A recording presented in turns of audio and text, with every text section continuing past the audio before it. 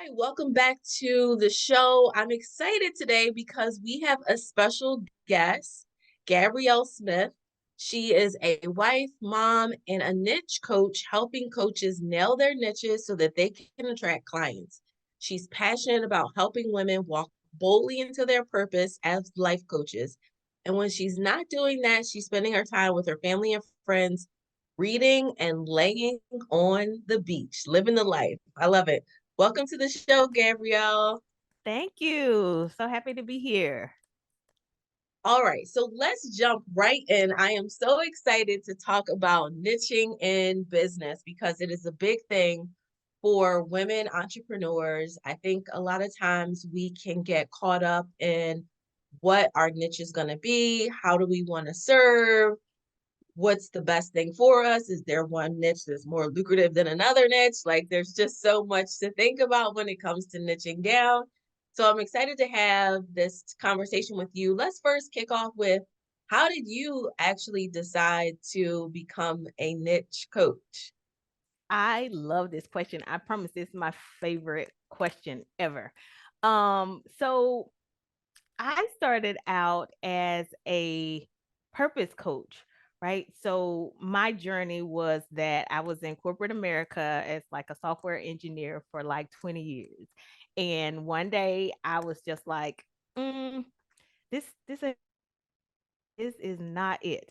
And I didn't know what was it though. I felt like something was missing and the whole nine. I think a lot of people experience that. You get so far along in your career and you feel like there is something missing, like you're not making the impact you're wanting to make, you are not feeling fulfilled and all that. So anyway, I hit that point in my life, and I'm just like, I know I was meant for something else, something more. But I didn't know what that was.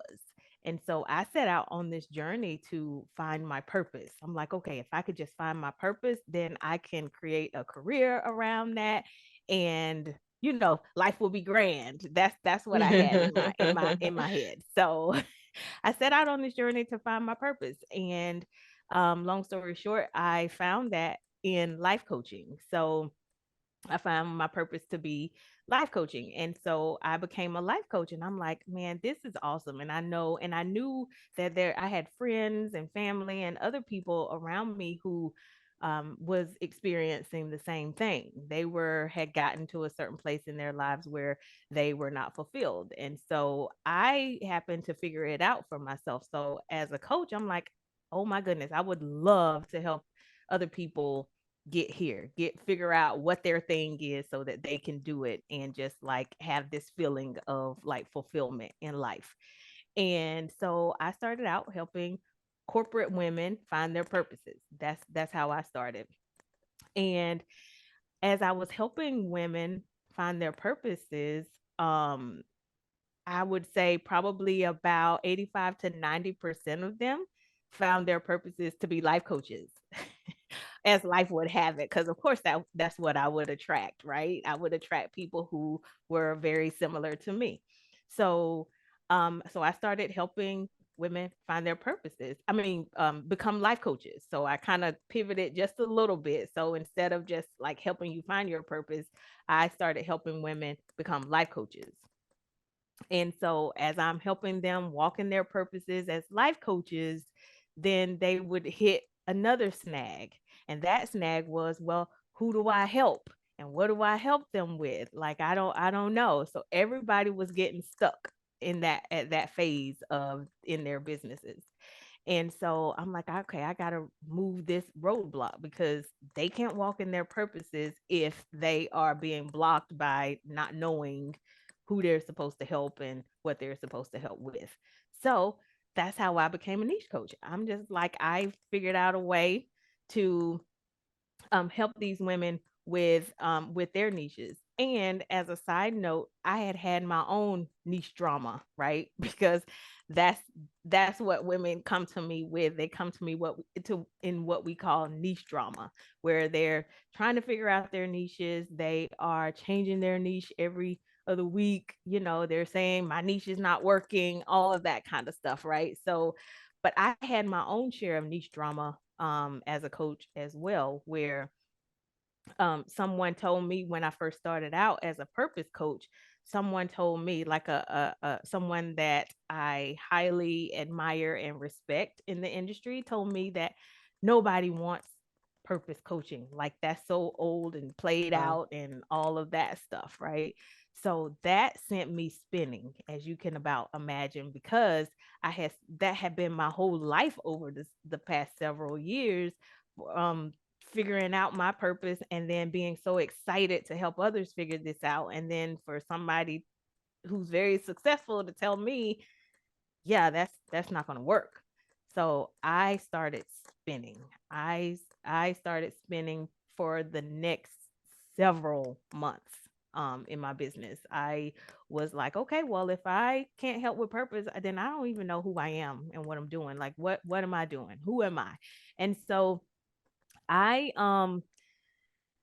didn't know. I was changing my niche every month. I was asking everybody else what they thought I should do. I was Googling what is the most profitable niches, I do all the things. And then I one day I sat down and just had like a come to Jesus moment. And I was just like, you know what? I know what I was put here for. Like, I know exactly what I'm meant to be doing, and I just have to honor that for myself. Like, I've been given a vision, and I know what I'm supposed to be doing. So I'm gonna have to trust that and walk in that. So that's when I finally like owned my niche as a purpose coach at the time. And so now, coming fast forwarding to these other women who are in this struggle, that I can tap into my struggle as I was going through the niche drama to be able to help them come through and figure out theirs. So in a nutshell, that's how I became a niche coach. And that's kind of, that was kind of my story, my own experience with niche drama and struggling with finding a niche and owning my niche. Yeah, I really resonate with your story, and especially having someone that you respect and admire tell you that the thing that you were doing is not right. I feel like sometimes we have to be careful as coaches and mentors and leaders and how we are guiding our people, because sometimes you can give advice that's a little kind of toxic, like Yeah. if you're not careful, and that person obviously had made a big impression on you, and whether they knew it or not, that kind of took you into a tailspin. But Yeah. thank goodness that it led you to what you were supposed to be doing after all, so sometimes things are put out there for evil, but hey, Yeah. they were meant for your good. So that's really, Absolutely. really Absolutely. And I think, like, to your point, I mean, it wasn't like, I think we most of us, we try to do the best we can, and we're not intentionally out there trying to like crush someone's dream hopes and dreams. right. So I don't think the coach was doing it, but I think it was out of experience and trying to help me and help guide me. I think that's where it came from. I don't think there was like any bad intention, but like that's what my brain did with it. It was like, oh my goodness. And yeah, I went into a full blown tailspin with everything. But yeah, it definitely worked out. And I think that's part of what positioned me to be able to help and support and guide my people through, or other people through the niche piece of it. Okay, that's awesome. So how would you, if a person trying to say, well, I'm not sure if I have a niche or not, or how would you actually define what a niche is? How would you describe it to somebody? Yeah, in the most simplest terms, it's who do you help and what do you help them with? Okay. Just simply that. Those two things. It's what group of people and what is the problem that you're solving for them. Okay. Okay. Awesome. So when people are trying to figure out who they help and and what are they helping them with, what's the best way that you have found to go about figuring this out? I mean, I guess you probably learned a lot on your own journey and certainly in helping your clients, but Where do you start in this process so that you're not caught up in niche drama? Yeah, what I recommend, and as you can about imagine listening to my story, I feel like everything is rooted in your purpose. So I Mm, always take people back to their own journey and their own transformations, right? And because I believe that the experiences, so like challenges, traumas, things like that that we've experienced, I feel like we go through that for a reason. And I believe that that reason is so that we can help other people then navigate that same or similar struggle um, more efficiently and hopefully more quickly, right? And so I always get people to really take a look at their own journey, their own transformation. And then I get, well, Gabby, like there's been so many things. Like I've gone through a whole lot like in my life. And so I always ask people to choose the one that you feel like has made the biggest impact on your life, mm, like the one that has made the biggest impact and the one that has required like the most change in you, and go with that one. And so it's like look at that stuff and look at who you were then when you were going through it, and think about the person who is in that place right now. And for me, when I think about that, like I feel like I feel a deep connection to other women who are experiencing anything around like not knowing their purpose, not knowing who they're meant to serve and what they're supposed to be helping with. I feel a deep connection to that woman. And so for me, it's more of a feeling. So once I tap into that experience and then like that feeling, that connection to the person who's experiencing that right now, that is what I, kind of allow to lead and guide me. And so that's kind of how I guide my clients as well. I love that. Really looking at, I always say that your purpose is not a process of discovering it, but it's a process of remembering who you are. Yes. And what you're telling people to do is like remember what you've overcome, what you've been through, accomplishments you've had, different challenges that they might have faced, and being able to connect to that and helping to discover their niche. I really love that as an approach. Now, what if you have something that you've overcome that you're kind of uncomfortable with talking about? Like I noticed this was literally just yesterday on Instagram. One of my past clients had changed her niche, and she was actually a career coach when we worked together.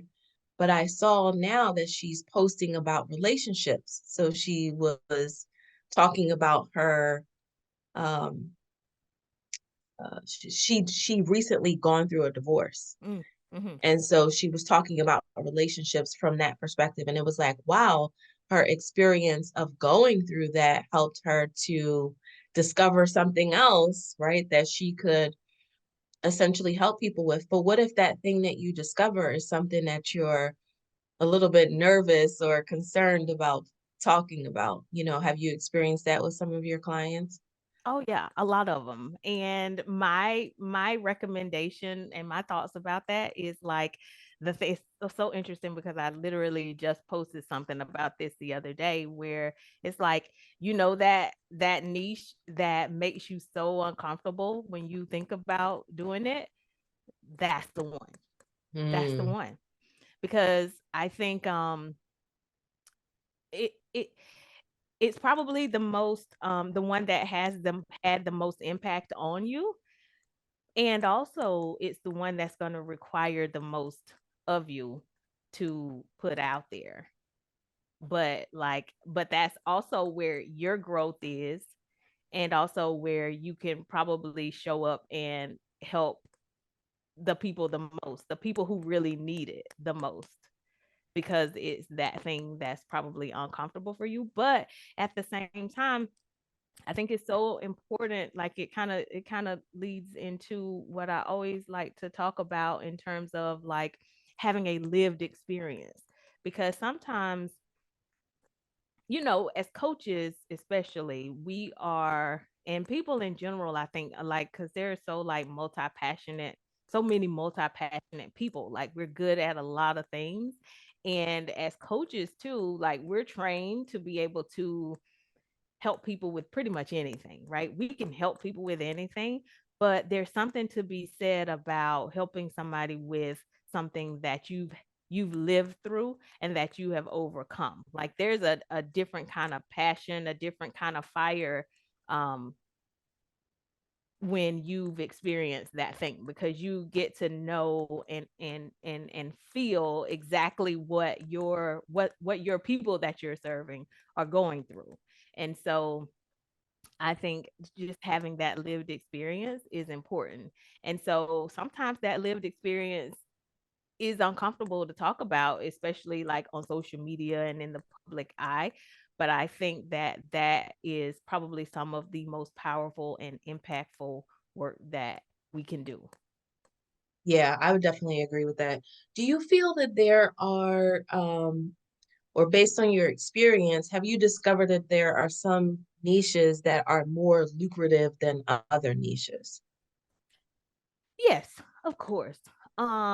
Like, because you're gonna get, because it just depends on society. For example, like we're kind of conditioned and groomed to look a certain way physically and things. So, of course, like weight loss and those areas, I think, are probably gonna be a little more they could be like, a little more lucrative than others, just because it's one of those things that a lot of people struggle with, and um and a lot of people want. And so I think that that can be an area an area that is more lucrative.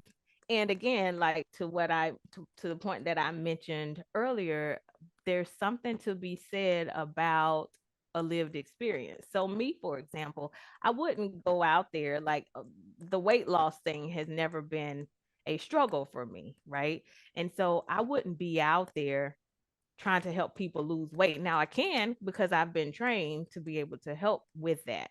But I feel like, at least for me, I wouldn't be the best person to help someone with that, because I would not be able to relate to the story in a Mm, way that somebody who has gone through that can. And people they need to relate.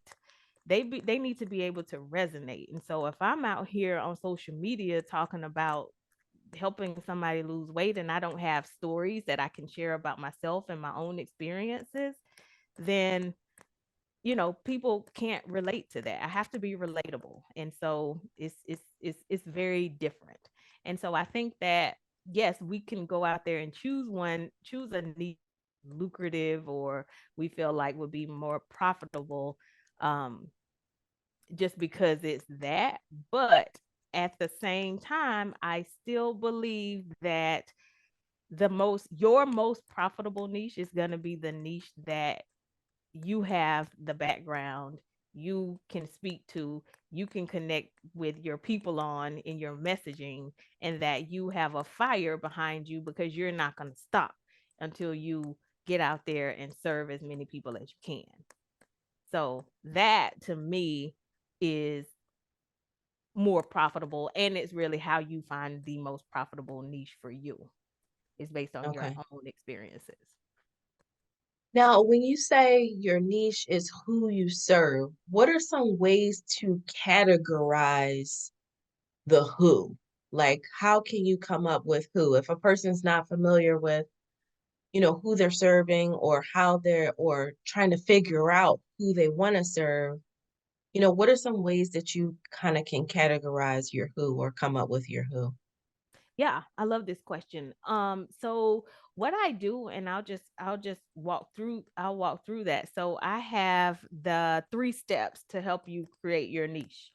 And kind of what I mentioned earlier, the first step, the overall thing is, again, is like tapping into who you were, tapping into your own journey, and your transformation and a challenge. So it's basically like picking one. So like I said, picking the one that was most impactful for you, the most transformational for you. And so if you have that one kind of identified, then I would just take them through the 3 steps. So the first one is think about who you were then, right? So, and that would give you the who in terms of your niche. For example, if I use myself when I was doing, when I was in corporate and wanting to find my purpose. So for me, I was a corporate career woman who wanted to find her purpose. And so my who at that point was a woman in corporate, because that's who I was during that time. So to identify the who is to look at who you were in your before, like before the transformation. Okay. Okay. And Okay. That makes perfect sense.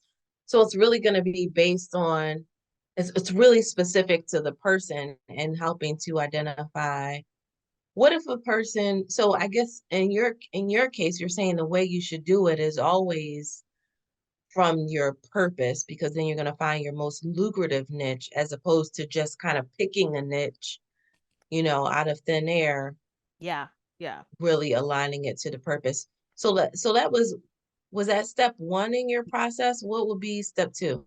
Yeah. And so step two would be to, so like you've identified the challenge that you've experienced. The first question would be like, who was I when I was going through that? And then the next step would be to ask yourself, what did I want Mm, during that time? And for me, using the same example from when I was in corporate looking for my purpose, what did I want? I wanted to know my purpose. That's what I wanted.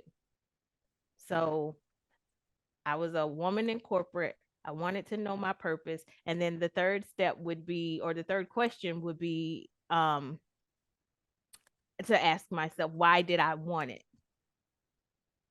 So who was I? What did I want? Why did I want it? And in my same example, why I wanted it was so that I could create a fulfilling career.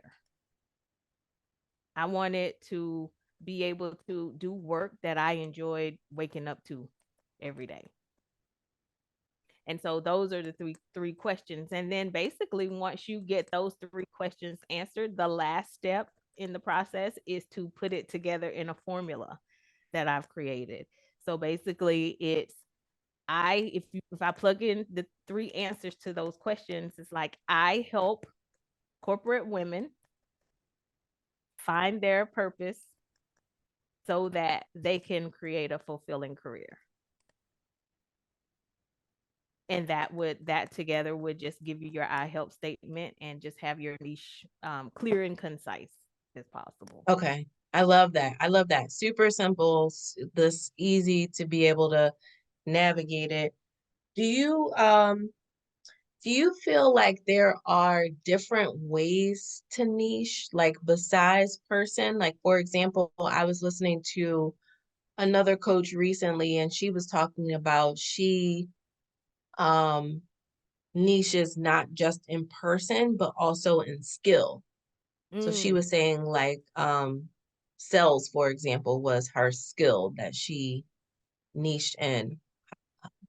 Where does that fit into the process? yeah, I think that could be it. And I think kind of just again depending on your experience. For me, it was because I kind of went from personal into business, right? Because when I was doing the purpose, that was pretty personal kind of deal. It was like regular life coaching, and so I was coaching them through figuring out what their purpose was. And then as I kind of organically evolved and my business kind of evolved, then I slowly kind of went into the business side of things. So where as I was gaining more skill and more experience, then that kind of positioned me to be able to focus over in that area as well.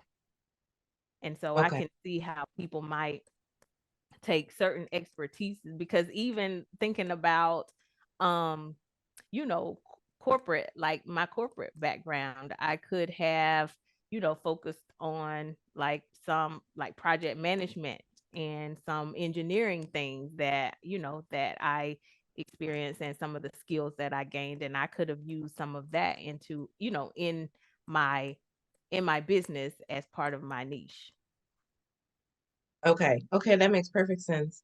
And do you find that going through this process, people feel like, oh, this is definitely my niche? Like, how do you know when you've actually found it? Like, how do you get to that final decision of like, this is definitely what I want to move forward with?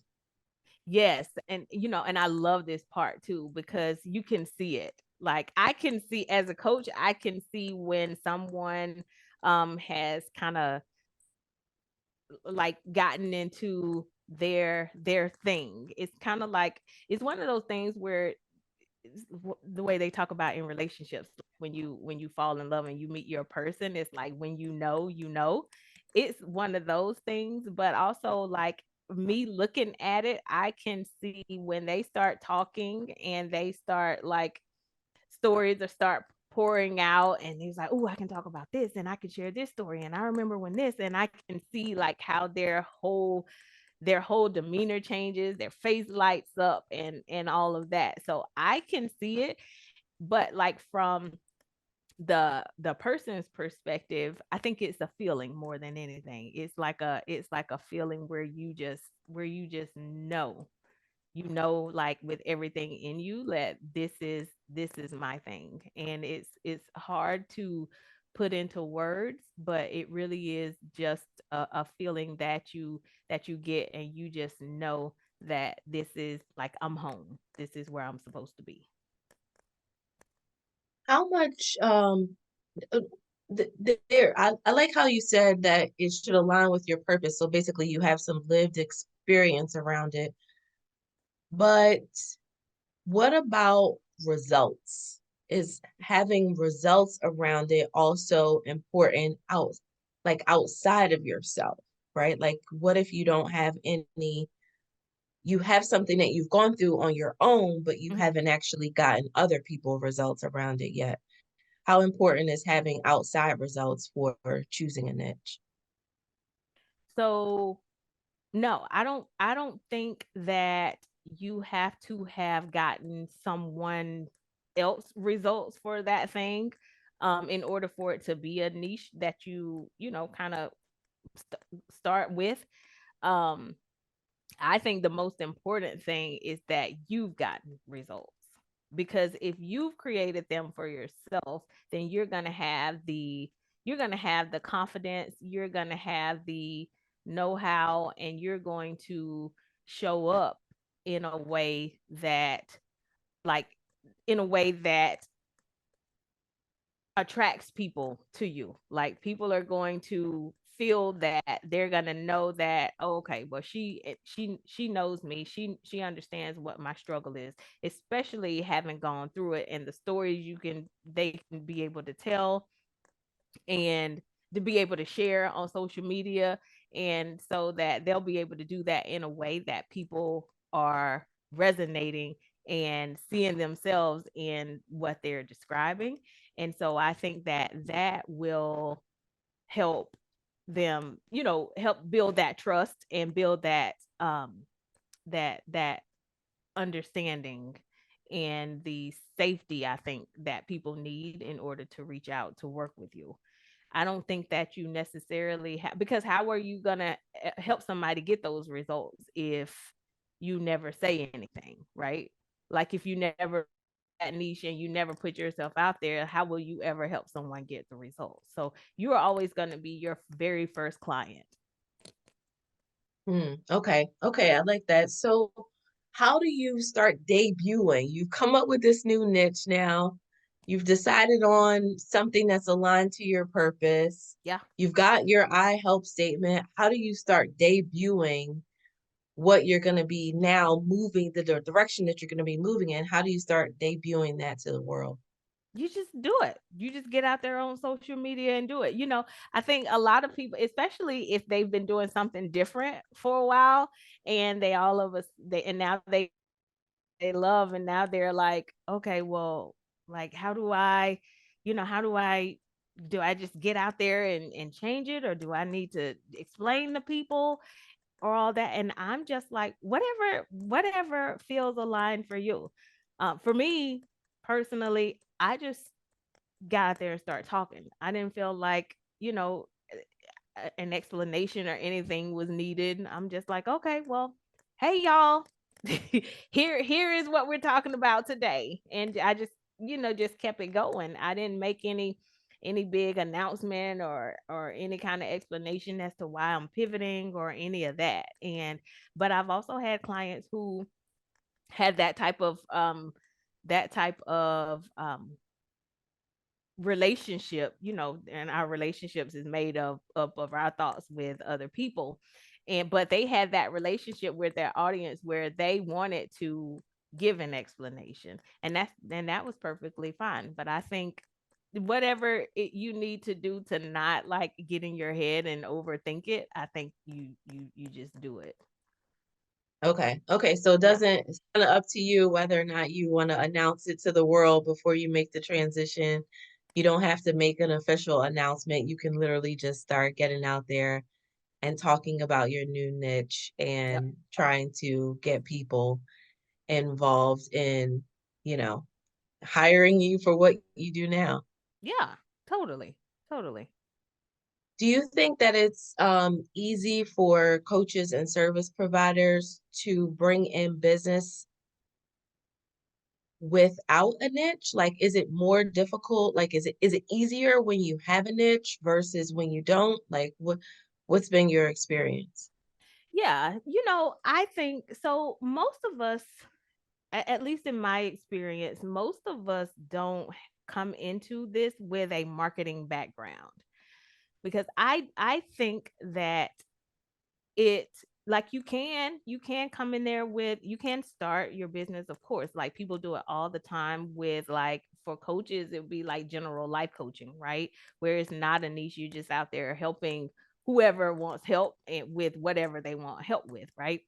And and there are some people who are very successful at that. And what I have found though is that if you have a marketing background, then it's easier for you to be able to connect with people because you had that experience. And so you have the skill set to be able to do that without it being um a specific person that you're talking to. But for most of us who came into it without that, um I found it to be easier to market.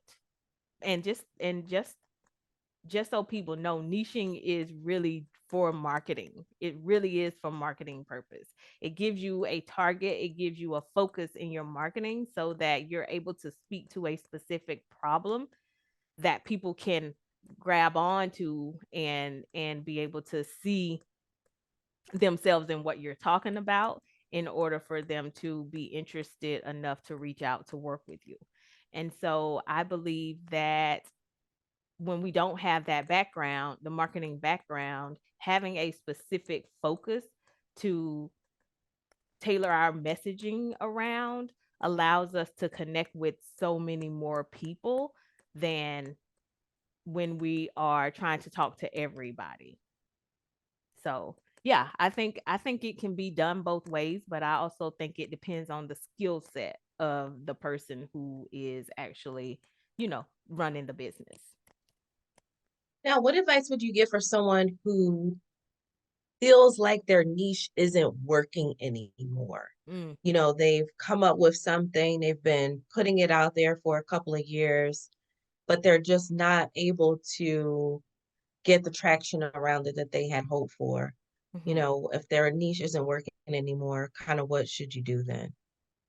What I would recommend, well, And you say anymore, was it work? So it was working before, then all of a sudden it's not working anymore after a few years, or it never kind of caught any traction and took off?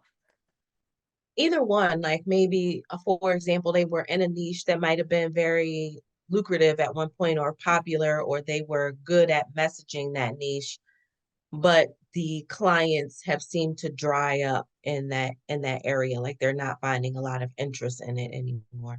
Mm, okay. So one thing I would offer is about visibility, because I think that that is another key piece of this, right? So once we have the niching, and then of course the next thing after the niche, I feel like, is marketing. So like, I mean, getting the messaging piece right.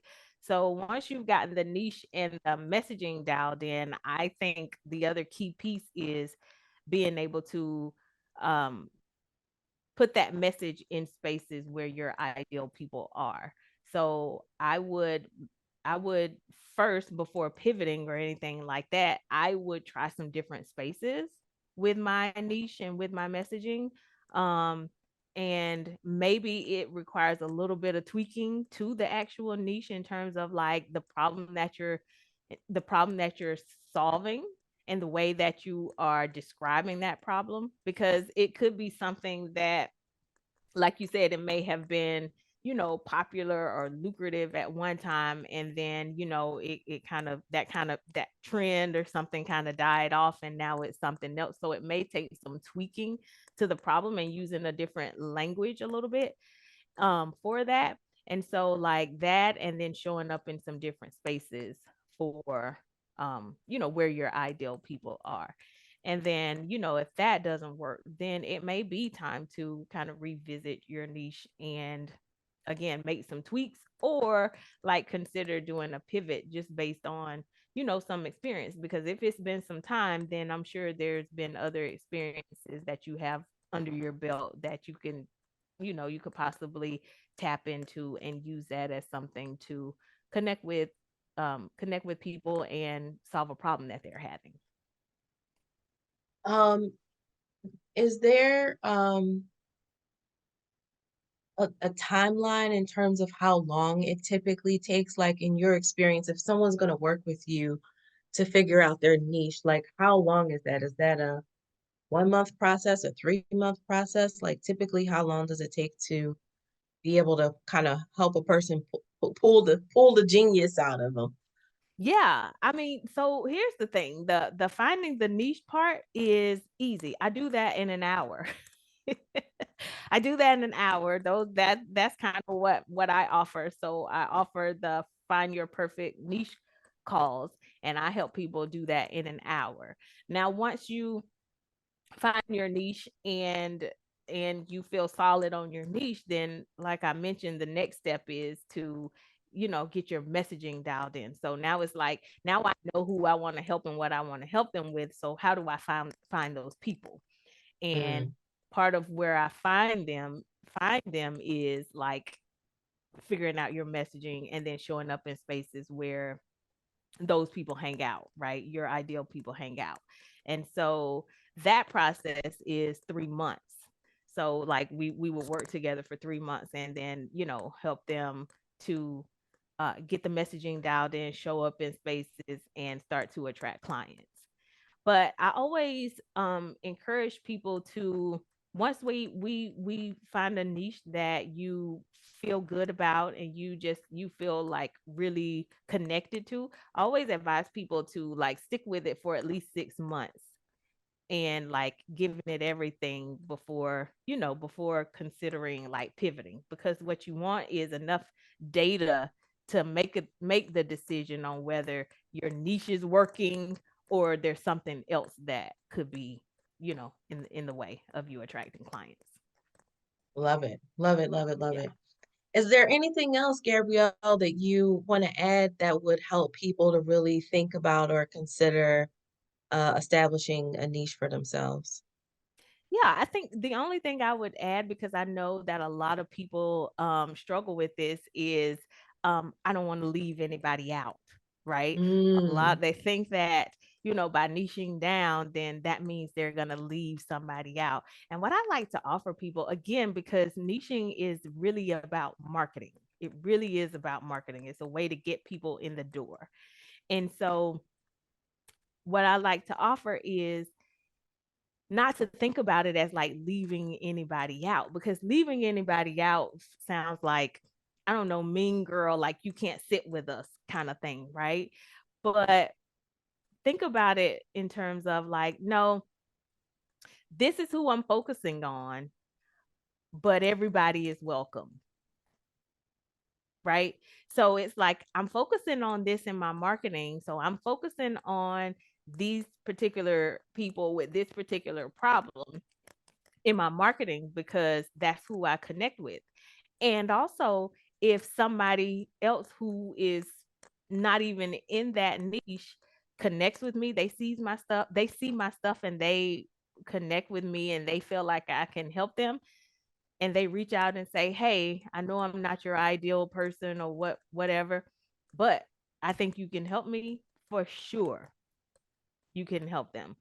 And I think like the prime example for me is that I focus on women. I focus on women coaches, and I still get men coaches that reach out and that I Yeah. help, right? So like there are people. And then the other part of that is I focus on niching. Everything you see me talk about in my social media and in everything I do is about niching. However, I get people who want help with life coaching because they connect with me on that level, and certain things that I talk about, they're like, oh my gosh, she understands, she can help me. So and I say all that to say that yes, I have my focus and I have my people that I focus on, but it doesn't mean that I'm just like, no, like, no, absolutely not. Like, no, I'm not like that. Like, the goal of what we do is to serve, is to help people. So if somebody comes to me and they want my help, then and I want to help them and I know I can help them, then I'm going to help them. So Love don't it. worry Love about it. leaving people out. I don't think like that's the case at all. If somebody wants to work with you, they're going to figure out how to work with you, and they're going to reach out. Yeah, I find that to be absolutely true, especially when it comes to the gentleman. I feel like when I've had the same experience of focusing on women, and all the time there's, some great guy who's like, hey, can you help me? Can you, Yes, make a difference for me too? And it's like, yeah, absolutely, I can. So, absolutely. Yeah. yeah, Yeah. yeah. Okay, awesome, Gabrielle. If people want to connect with you and learn more about how they can get support with their niche or just learn more about you in general, what's the best way to find you? The best way to find me is on Instagram, and I'm at the Thought Trainer on Instagram, and also on Instagram, on Threads, on everywhere is the Thought Trainer. And you can also check out my website, thethoughttrainer.com, and find out everything you need to know there. Okay, awesome. Thank you so much, Gabrielle, for being here with me today and sharing all your expertise around nation. Oh, thank you. Thank you so much for having me. It's been a pleasure. And I look forward to seeing you out on the socials and everywhere else serving the world. Awesome.